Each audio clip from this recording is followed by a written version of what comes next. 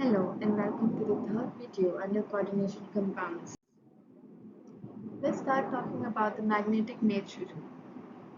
Via the d orbital splitting, we can know about the magnetic nature of the complexes.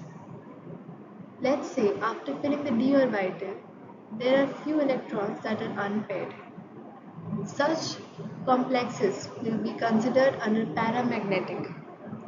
These complexes are usually colored compounds because it allows the transition of the electron from lower energy level to a higher energy level. Whereas, if the electrons are all paired, which means there are no unpaired electrons, these electrons do not allow a pathway for transition of electrons from lower energy level to higher energy level and hence are colorless compounds. Now, when talking about the color of the compounds, we come to the color wheel. Like we had learned about Wavecure, and each of these colors have their wavelength.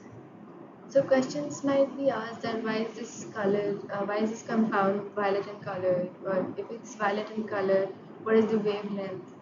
So we have a table here that tells us the wavelength of the particular color. That is, red is from 800 to 650, orange is from 650 to 600, yellow is from 600 to 560, green is from 560 to 490, blue is from 490 to 430, and violet is from 480 to 400.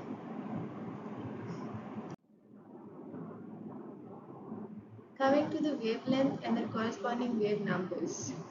These are standard numbers and cannot be changed. So let's look into it.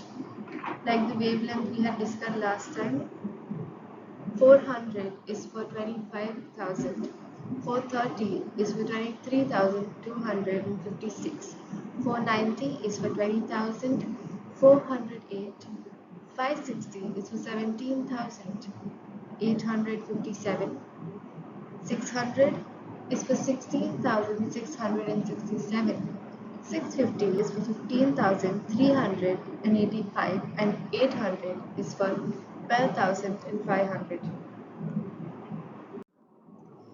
Now let us look into the limitations of CFT. Like I told in the previous video, due to limitations in VVT, we had the theory of CFT being introduced. Now CFT also had limitations, such as it considered only the d orbital. It did not consider the s, p, f or any other orbital of the complex. It considered that the CFT theory says that the bond between the metal and the ligand is always electrostatic bond, which is a very false statement.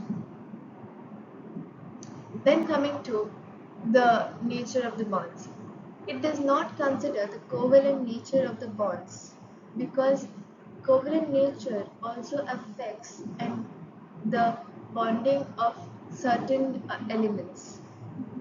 It does not talk about the ligand orbitals. Whenever we are solving a problem in CFT or looking at the theory, it always talks about the orbital, that is the d orbital of the metal, but it does not talk about the ligand orbitals.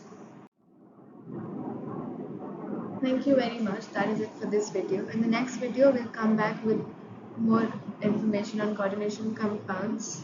Next video, we'll be talking about isomerism specifically. Thank you.